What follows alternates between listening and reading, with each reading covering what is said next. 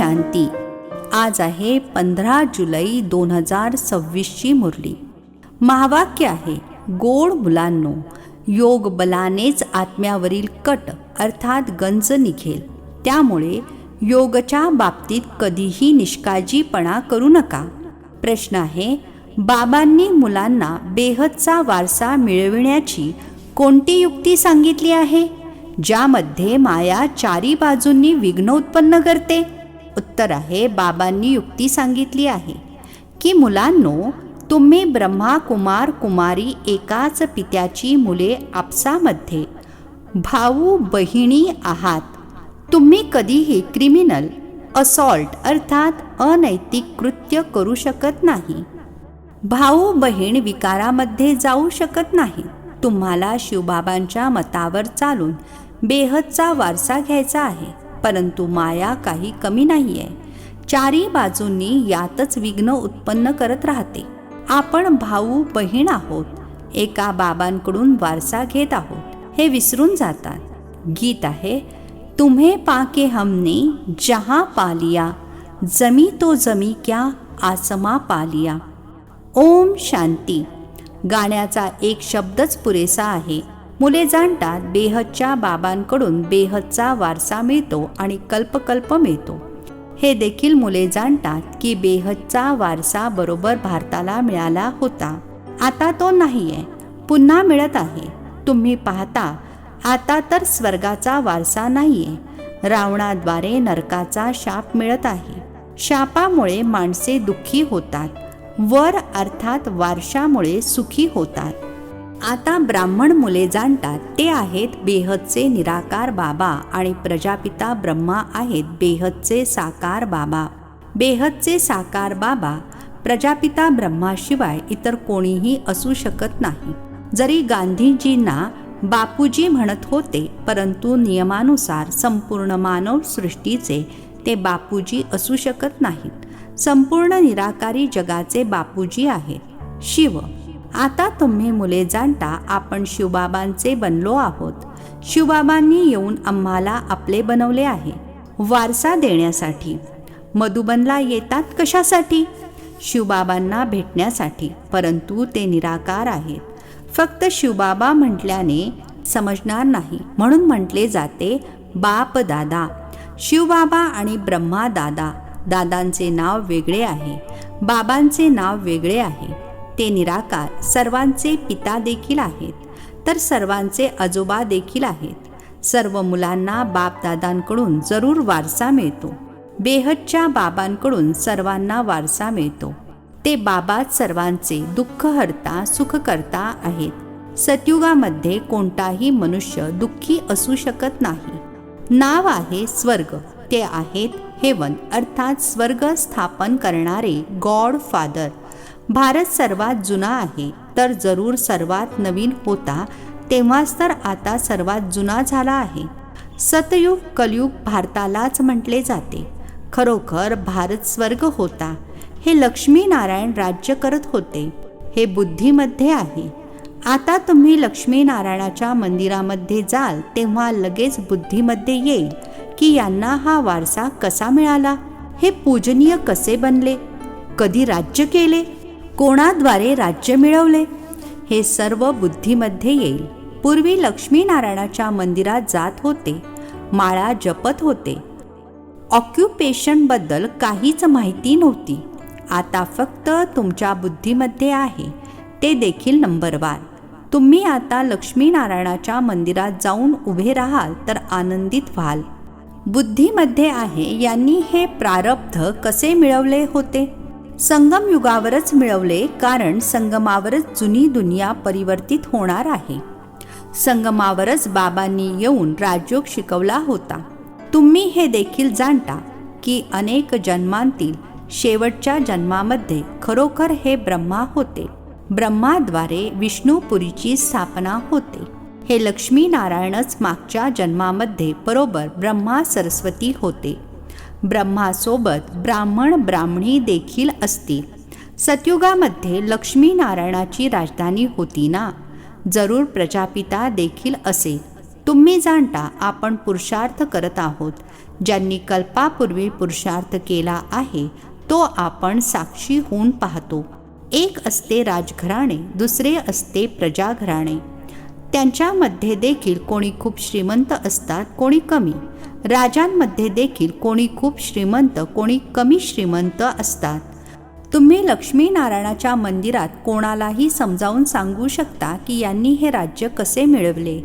आता पुन्हा तेच आपले राज्यभाग्य घेत आहेत. राजधानी स्थापन होत आहे. किती सोपे आहे. अंबा कोण आहे हे देखील जाणत नाहीत. तुम्ही म्हणाल ही तर जगत अंबा आहे. कल्पापूर्वी देखील जगत अंबा जगत पिता होते. त्यांची आपण संतान होतो. संगमावर बाबा राजयोग शिकवत आहेत. जगत अंबाची मुले देखील भरपूर आहेत, परंतु इतक्या सर्वांना तर बसवू शकत नाही. आता तुम्हाला ज्ञानाचा तिसरा नेत्र मिळाला आहे. बाबा ज्ञानाचा सागर आहेत, तर जरूर मुलांना ज्ञानच देतील. त्यांना ना मनुष्य ना देवता म्हटले जाते, त्यांना परमात्माच म्हटले जाते. तुम्ही कोणाच्याही मंदिरामध्ये जाल तर त्यांची बायोग्राफी अर्थात जीवनचरित्र सांगू शकता. रामाबद्दलही तुम्ही समजावून सांगू शकता. चंद्रवंशी घराणे आता स्थापन होत आहे. ब्रह्माद्वारे ब्राह्मणांचा देखील धर्मस्थापन होतो. ब्रह्माचे नाव किती प्रसिद्ध आहे. ब्रह्माद्वारे बाबा ब्राह्मणांना रचतात. तुम्ही ब्रह्मा कुमार कुमारी असल्यामुळे जाणता आपण एकाच पित्याची मुले, आपसामध्ये भाऊ बहिणी आहोत. मग आपण क्रिमिनल असॉल्ट अर्थात अनैतिक कृत्य करू शकत नाही. भाऊ बहीण विकारामध्ये जाऊ शकत नाहीत. बाबांनी ही युक्ती रचली आहे. ड्रामानुसार तुम्ही देखील ब्रह्माकुमार, आम्ही सुद्धा ब्रह्माकुमारी. खरे तर संपूर्ण दुनिया बीके अर्थात ब्रह्मा कुमार कुमारी आहे, परंतु जाणत नाहीत. आता शिवबाबांच्या मताने बेहदचा वारसा घेत आहोत. मायासुद्धा काही कमी नाही. चारी बाजूंनी विघ्न उत्पन्न करत राहते. आपण भाऊ बहिणी आहोत. एकाच पित्याकडून वारसा घेत आहोत हे विसरून जातात. हे तर व्यवस्थित समजता. सतयुगामध्ये एकच धर्म असतो. बाकी सर्व धर्म नष्ट होणार आहेत. हे देखील मुले जाणतात. ही काही नवीन गोष्ट नाहीये. दर 5000 वर्षांनंतर हे चक्र फिरते. तिथी तारीख देखील लिहिलेली आहे. हे देखील बुद्धीमध्ये राहिले पाहिजे की आपण शिवबाबांकडून या युक्तीने वारसा घेत आहोत. लक्ष तर मिळाले आहे ना. बाबांची आठवण करून बाबांकडून वारसा घ्यायचा आहे. आठवण अर्थात योग बलानेच आत्म्यावरील कट अर्थात गंज निघेल. यात कोणतीही चूक होऊ नये म्हणून मुरल्या मिळतात. पक्का निश्चय बुद्धी असेल तर मग तो कोठेही गेला तरी चालेल. समजा मुरली मिळाली नाही तरी देखील बुद्धीमध्ये तर आहे ना. आपण बाबांचे बनलो आहोत. बाबांनी समजावून सांगितले आहे. तुमची आत्मा तमोप्रधान बनली आहे. आता तुम्ही बाबांची आठवण करा तर तमोप्रधानापासून सतोप्रधान बनाल. हा महामंत्र एक बाबाच सांगतात, इतर कोणीही सांगू शकणार नाही. बाबाच म्हणतात, गोड गोड मुलांनो, आठवणीच्या बळाद्वारेच तुम्हाला तमोप्रधानापासून सतोप्रधान बनायचे आहे. हे शब्द आहेत, परंतु कोणाच्याच लक्षातही येत नाही. आता तुम्ही समजता. खरोखर कल्पापूर्वी देखील बाबांनी हेच शब्द म्हटले होते की देहाच्या सर्व धर्मांना सोडून स्वतःला आत्मा समजा. हे सर्व देहाचे धर्म आहेत ना.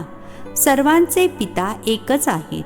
सर्व आत्मे त्या एका बाबांना बोलावतात. पोप देखील गॉडची आठवण करतात. म्हणतात, ओ गॉड फादर, दया करा.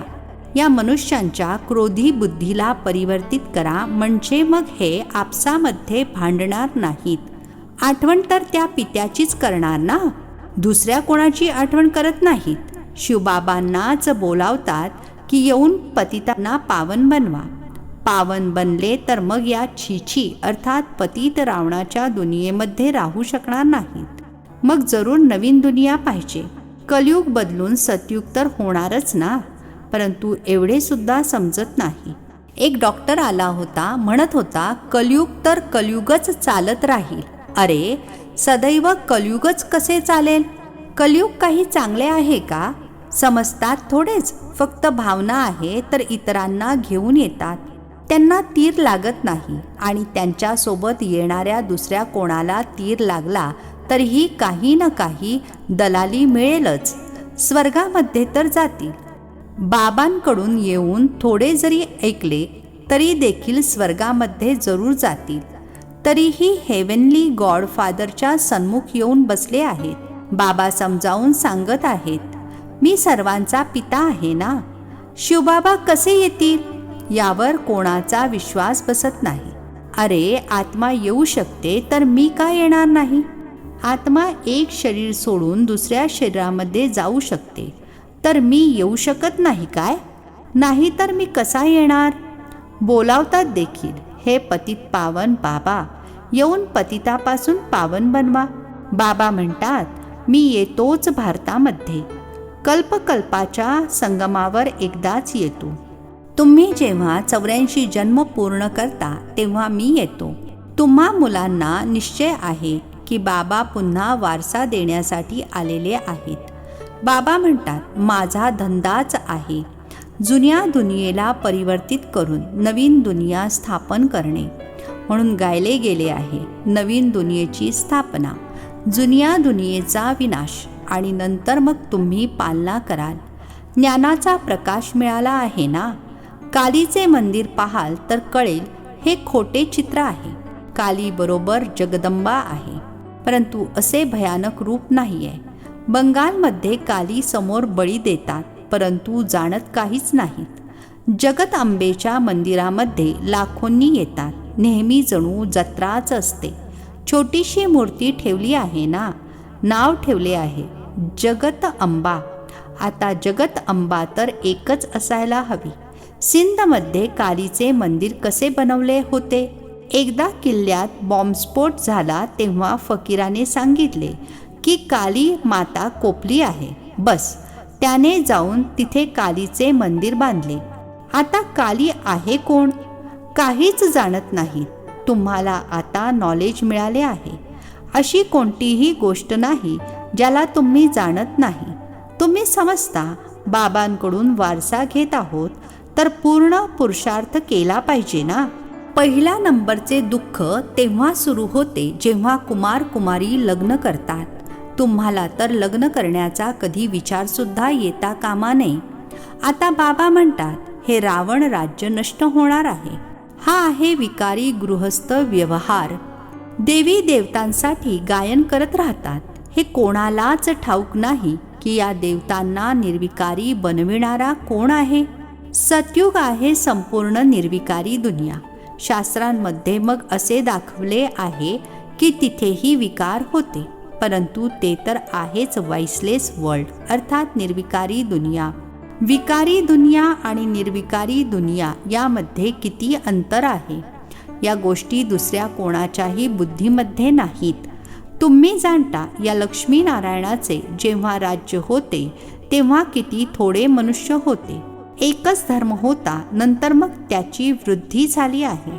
चक्र अर्थात प्रदक्षिणा देखील पूर्ण फिरावे लागेल, तेव्हाच म्हणणार की पूर्ण पृथ्वीला प्रदक्षिणा घातली.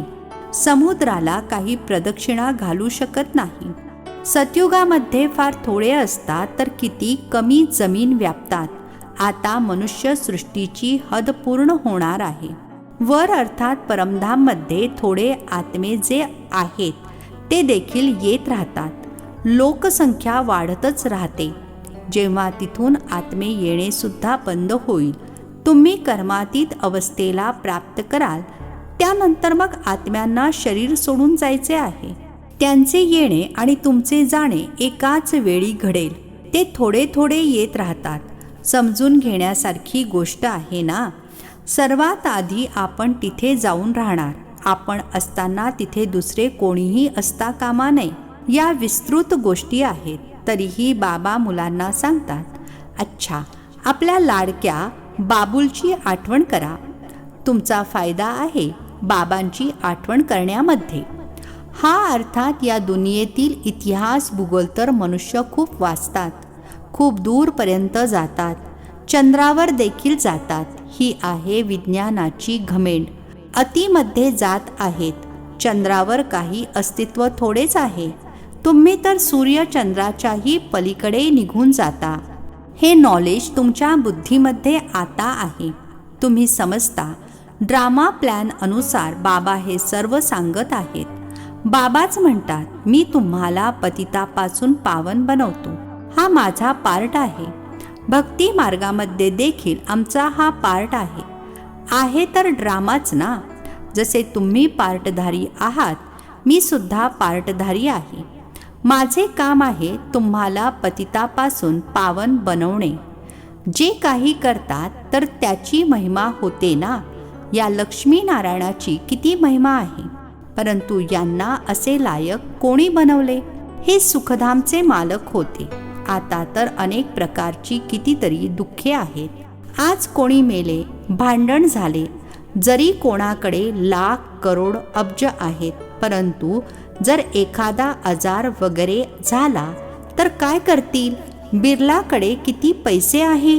एका जन्मामध्ये पैसा पाहायला मिळतो, परंतु असा कोणीही नाही ज्याला काहीच दुःख नाही. कोणत्या ना कोणत्या प्रकारचे दुःख सर्वांनाच असते. आता तर हे पैसे इत्यादी सर्व मातीमोल होणार आहेत. अच्छा, गोड गोड खूप खूप वर्षांनंतर भेटलेल्या मुलांप्रती मात पिता बापदादांची प्रेमपूर्वक आठवण आणि सुप्रभात. आत्मिक पित्याचा आत्मिक मुलांना नमस्ते. आम्हा आत्मिक मुलांचा आत्मिक पित्याला नमस्ते. धारणेसाठी मुख्य सारांश आहे.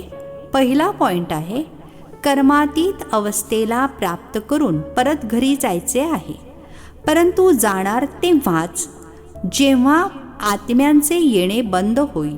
या विस्तृत गोष्टी लक्षात ठेवून एका बाबूलची प्रेमाने आठवण करायची आहे. दुसरा पॉइंट आहे, तुम्हाला ज्ञानाचा प्रकाश मिळाला आहे, त्यामुळे निश्चय बुद्धी बनून बाबांकडून पूर्ण वारसा घ्यायचा आहे. कुठेही राहत असताना आठवणीच्या बळाद्वारे आत्म्याला तमोप्रधानापासून सतोप्रधान बनविण्याचा पुरुषार्थ करायचा आहे.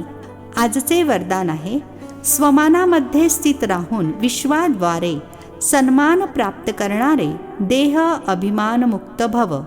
स्वमानामध्ये स्थित राहून विश्वाद्वारे सन्मान प्राप्त करणारे देह अभिमान मुक्त भव. स्पष्टीकरण आहे, शिक्षणाचा मूळ उद्देश आहे देह अभिमानापासून न्यारे होऊन देही अभिमानी बनणे. या देह अभिमानापासून न्यारे अथवा मुक्त होण्याची विधी हीच आहे, सदैव स्वमानामध्ये स्थित राहणे. संगम युगाचे आणि भविष्यातील जे अनेक प्रकारचे स्वमान आहेत, त्यापैकी कोणत्याही एका स्वमानामध्ये स्थित राहिल्याने देह अभिमान नष्ट होत जाईल. जो स्वमानामध्ये स्थित राहतो त्याला स्वतःहून मान प्राप्त होतो. सदा स्वमानामध्ये राहणारेच विश्व महाराजन बनतात आणि विश्व त्यांना सन्मान देते. स्लोगन आहे, जशी वेळ तसे स्वतःला मोल्ड करणे, अर्थात स्वतःला घडवणे, हेच रियल गोल्ड बनणे आहे. जशी वेळ तसे स्वतःला मोल्ड करणे, अर्थात स्वतःला घडवणे, हेच रियल गोल्ड बनणे आहे. हे अव्यक्त इशारे. ज्वाला स्वरूप स्थितीमध्ये राहून शक्तिशाली आठवणीचा अनुभव करा. आता निर्भय ज्वालामुखी बनून प्रकृती आणि आत्म्यांमध्ये जे तमोगुण आहेत त्याला भस्म करा. तपस्या अर्थात ज्वाला स्वरूप आठवण. या आठवणीद्वारेच माया अथवा प्रकृतीचे विक्राळ रूप शीतल होईल. तुमचा तिसरा नेत्र ज्वालामुखी नेत्र मायेला शक्तिहीन करेल. अच्छा, ओम शांती. नवनवीन मराठी व्हिडिओज प्राप्त करण्यासाठी सबस्क्राईब करा मराठी गॉडलीवूड चॅनलला.